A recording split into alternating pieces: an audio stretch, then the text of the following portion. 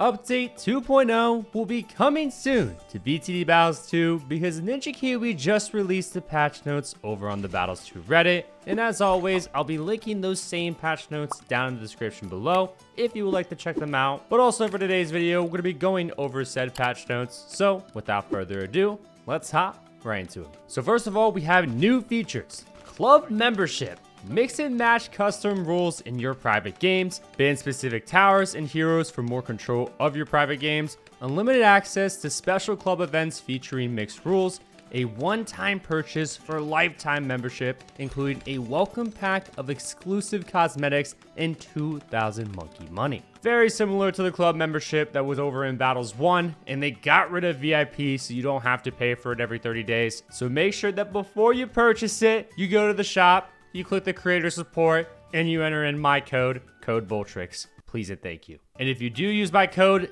definitely let me know down in the comment section below because seriously, it means the world to me. I will thank you personally. But next we got club events. New limited time events featuring multiple custom rules at once. Play for free by using tickets. Each game costs 1 ticket, which replenishes every 6 hours. Club members can play as much as they like. No tickets needed. Very similar again to what Battles 1 featured. And just like it said, you can have multiple custom rules at once. So for example, we could play Bonanza, Play with Fire, Speed, or something crazy like that. Yes, you can max up to 3 game modes all in one. It gets crazy. So another great reason as to why you should purchase the club membership. Next, we have Banana Boost. Earn double golden bananas for completing Bling quests. No limit on the number of Bling quests you can complete each day. If you don't have the boost, the additional golden bananas you would earn are stored, so you won't miss out if you buy the boost later in the season. Buying the banana boost unlocks these benefits for the entire season. So if you want to make the grind a little bit easier when it comes to, I guess, the season pass, then of course this is definitely worth it, but not required. Next, we have a new map, Off Top, a beach soccer themed map available in all ranked arenas, casual, private, and event matches. Battles 1 veterans might get a sense of deja vu when playing on this map, and I for one absolutely do. This is just like Offside in Battles 1, and if you're familiar with that map, then you're just absolutely goated. Next, we have new Bling season. 12 new season cosmetics, including plushie BADs and the ghost ship placement animation for the Monkey Buccaneer. Summon the Dark Coven hero showcase for Zilly. Make off with the Stealing Hearts hero showcase for Highwayman Jericho. One little side note, I'm glad that they're now adding animations for towers and not just heroes, because we have so many different cosmetic options when it comes to the heroes, but not too many when it comes to the tower. So big W for more cosmetics for towers. But now let's move over to the general changes. Universal XP, Battle Chest, and Battle Points are now retired. Universal XP, Battle Chest, and Battle Points are being removed from the game this season. All unspent Universal XP will be evenly distributed amongst your unlocked towers as Tower XP. All battle chests in your queue will be open for free. I made a video on this around a month ago talking about it, and it's been plastered all over the game. But yes, if you did not hear, all of those things are going to be gone. But do not worry, it's within good reason, and the overall system is going to be much better with this upcoming season. Again, I explained it in this video, so if you haven't already, go make sure to check it out. Next, we have towers and heroes in private matches. All towers and heroes are now unlocked when playing private matches. This affects standard rules games as well as games using custom rules. And finally, Season 1 through 8 Bling Cosmetic Packs. The Season 1 through 4 Bling Cosmetic Pack and the Season 5 through 8 Bling Cosmetic Pack are no longer available for purchase. These items will return in a future update. But now let's move over to the balance changes. And first of all, we have Bloons Sense. Grouped Red's income used to be 0.9.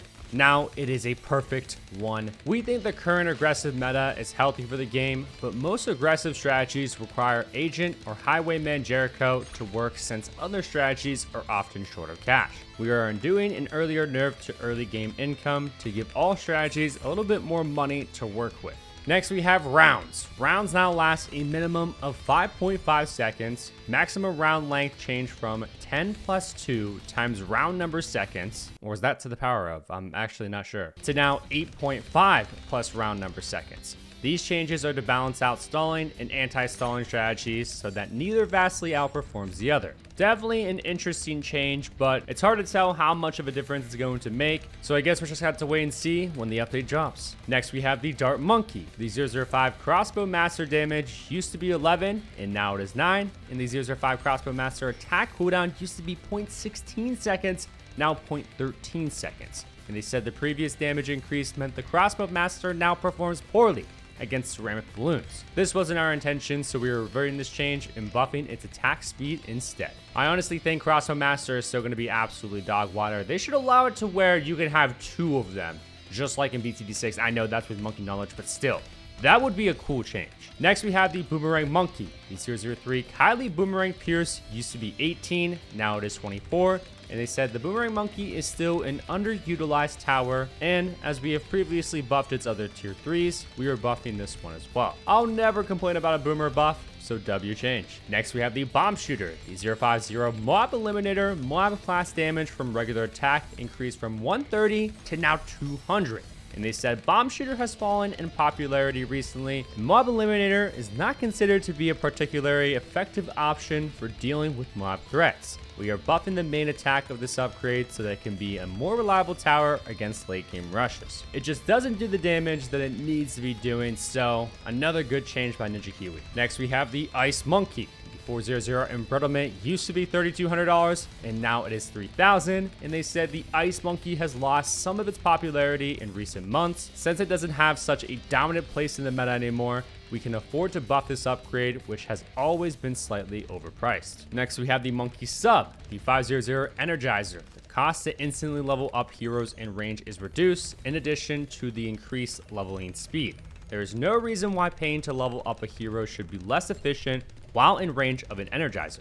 This change alters how the buff is applied to the hero so that the cost of instantly upgrading is reduced in line with the reduced leveling time. Let's be real though, who the heck is going to use this upgrade? Be honest, nobody. Nobody's using this upgrade still. Next, we have the Monkey Buccaneer. The 300 Destroyer reduces the 010 Grape Shot attack cooldown by 60% to now 66.7%. The Destroyer path of the Monkey Buccaneer is all about high speed attacks, so we are increasing the attack speed of the cross path Grape Shot to keep it in line with this philosophy. Yeah, Destroyer has always been a very underwhelming upgrade, unfortunately, in this game, so glad to see that they realized that and decided to buff it. Next, we have the Monkey Ace. The 004 Spectre bomb damage used to be 3, and now it is 4. The 005 Flying Fortress bomb damage used to be 5, and now it is 6. And the 005 Flying Fortress used to be 80k, now 75k. As some of the most expensive Monkey Ace upgrades, we felt the Spectre and Flying Fortress could do with a damage and efficiency buff to justify their cost. Abso-freaking-lutely. I love the Flying Fortress, but it is extremely expensive. Not sure how much of a difference the bomb damage increase is going to do to both the Spectre and the Flying Fortress, but we'll definitely check it out here on the channel once the update comes out. And I'm going to be making videos on all of the notable changes that will be coming with this update. So if you haven't already, make sure to subscribe. But next we have the Heli Pilot. The 400 Machine Gun Pierce used to be 7, now it is 9. And the 500 Machine Gun Pierce used to be 13, now 15. Similar to the Monkey Ace changes, the Apache Dart Ship and Apache Prime upgrades are the most expensive upgrades the Heli Pilot has to offer, so we felt a slight buff was merited to justify their cost. Next we have the Mortar Monkey. The 050 Pop-and-Aw ability duration used to be 8 seconds, and now it is 10. And the Pop-and-Aw ability cooldown used to be 60 seconds, and now it is 45 seconds. The Mortar Monkey is routinely one of the least used towers, so we are buffing its ability in the hopes that it results in a boost in popularity. Actually, I've seen quite a bit of people recently use the Mortar Monkey. I'm not sure if it's like for meme reasons, but people don't use the Mortar for the tier 5 upgrades because the tier 5 upgrades on it are absolutely trash. So I'm glad to see at least one of the tier 5s got a buff. Next, we have the Dartling Gunner. The 300 Laser Cannon used to be $3,750, and now it is $3,000. The 300 laser cannon damage type changed from energy to plasma, allowing it to pop lead balloons. Note, the fix to damage over time described in the bug fixes will buff the Dartling Gunner's laser shock ability, and they said the laser cannon path is the least used among the Dartling Gunner upgrades. The decrease in price and the ability to pop lead balloons should allow it to compete with the more popular Hydro Rocket Pods upgrade. Pretty sure people have been asking for this for months, but now it is finally going to be in the game because yes, like they said, it's the least used among the Dartling Gunner upgrades because there was no use for it really. Next we have the Wizard Monkey. The 004 Necromancer upgrading to 104 now allows manual targeting of the zombie balloon spawn point. And the 010 fireball damage used to be 3 and now it is 2, but they said the 030 fireball damage unchanged. And they also said Wizard remains a dominant force in all arenas, with its fireball being one of its early game strengths, so we are moving some of its damage from the tier 1 to the tier 3. Additionally, allowing manual targeting for zombie balloons was a popular change of BTD 6, so we are implementing it here too, except with 100 required for this targeting option. Both of these changes should make choosing between Necromancer's cross paths a more meaningful decision. Having the option to choose between cross paths, I just like for all upgrades of the game. It kind of sucks that there's a definitive answer to most cross paths and which one is better. So I'd rather have the cross paths be like, oh, well, if you want to go with the top cross path, you get this, this, and this. If you go with the middle cross path, you get that, that, and that. I don't know what the heck I'm saying, but overall, good changes. Next, we have the Super Monkey. The base cost used to be 2,300, now 2,100, and the 300 Sun Avatar used to be 15k, now 13k. The Super Monkey, in particular, the Sun God path, does not see a lot of use outside of Bonanza games. Reducing its base cost and the cost of the Sun Avatar should hopefully make it more accessible in other game modes. I think the Super Monkey should have different balancing for Bonanza and then all other game modes, because seriously, it's just so good in Bonanza, but really, really bad in all other game modes, except maybe Play with Fire, but you get what I mean. Next, we have the Alchemist. The 020 Perishing Potions damage to fortified Moab class used to be 20, and now it is 12. And they said the 20 damage to fortified Moabs felt like too much of a leap from the 5 damage this upgrade deals to regular Moabs, especially for such a cheap upgrade. Next, we have the Druid. The 050 Spirit of the Forest. The life gain effect of the Jungle's Bounty ability has been split into a separate ability so that they can be activated independently. The 050 Spirit of the Forest ability cash generated used to be 750 and now it is 1000. The Druid's life generating ability clashes with its Heart of Vengeance effect, so we have separated the life and cash given abilities, allowing players to still earn cash while retaining the buff from having low lives. The ability's cash gain was mistakenly giving less than the tier 4 ability, so this has been rectified. Yes, people have been asking for this for months, so now when you go for the Spirit of the Forest, the ability won't be mixed in with all the other Jungle's Bounties, so you can just spam those abilities and you won't have to worry about regenerating your lives and losing out on the increase of attack speed that you have on some of your druids. W change after W change after W change. But next we have the Banana Farm. The 500 Banana Central crate values used to be 3k and now it will be 2800, and the 500 Banana Central used to be 73k and now it'll be 66k. Our previous change of increasing the price of this upgrade made it much harder to save up, for in addition to making it less efficient. It is now far outclassed by the 005 upgrade, so we've made it slightly more efficient to put it on par with the 005 and make it easier to afford. I like how they're addressing this for the B Central, but what about the middle path Monkeynomics? People have been asking for a buff for that for so long, and they have given buffs here and there, but it's still not as efficient and is outclassed by the other tier 5s by a long shot. But next we have the Monkey Engineer. The 004 Balloon Trap cash per natural balloon RBE used to be 2.4 and now it is $2. The 400 Sentry Expert Red Sentry Spiked Ball Pierce used to be 22, now 16. The 500 Sentry Champion Sentry Attack cooldown used to be 0.05, now 0.044. And again, the 500 Sentry Champion Explosion damage from selling Sentry used to be 150, now 200. The Balloon Trap gave too much cash in comparison to other income sources, so we are reducing it to be more in line with other towers. To compensate for this, we are buffing its late game damage output to make it a stronger offensive tower. See, but the thing is, does it really make too much money? I don't think so. They probably just think that because most people use NG against Jericho users. And when you're going against a Jericho user, the balloon adjustment will kick in, making the AI more dense. Thus, you're going to be getting tons and tons of money from your Balloon Trap. So I feel like it was a great way to counter Jericho because Jericho is just simply so freaking impressive. And the 500 Century Champion got some buffs, but will this actually make a difference? Probably not. This upgrade is so trash, guys. But now let's move over onto the heroes, and we have Gwendolyn and Science Gwen. Base cost used to be 800 for both of them, and now it will be 700.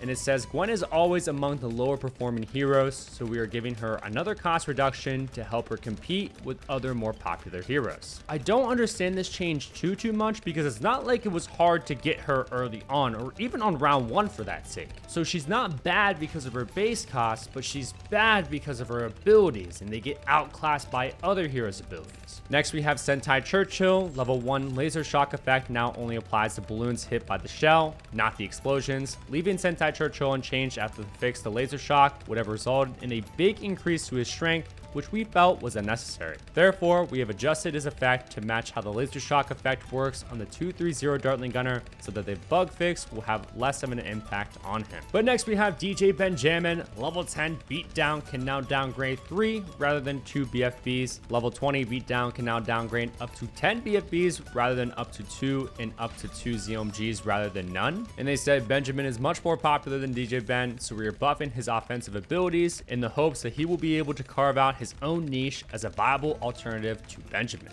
And that's the way it should be. You should look at normal Benjamin for the money's sake. He just simply makes more money. But if you simply want to have better abilities when it comes to popping balloons in general, then go for DJ Ben. But just know you're going to be overall making less money with it. And finally, we have the infamous Agent Jericho. His level 3 ability cooldown used to be 60 seconds, and now it will be 70 seconds. We made this change to Highwayman Jericho last update, and it resulted in Agent Jericho becoming the clear favorite of the two. We are making the change to Agent Jericho as well to keep their power levels similar. And here's a full list of all the bug fixes that will be coming with this update. And they also explain the damage over time effects, including burning stuff and laser shock here as well, if you would like to read. But one last thing, note, thank you all so much for voting on our recent Hero Alt poll. The results will be shared next week. So we'll get to find out which Hero Alt won and which Hero Alt will be getting at the start of the next season. So not this season, but the season after. But as always, let me know your guys' thoughts about this upcoming update down in the comment section below.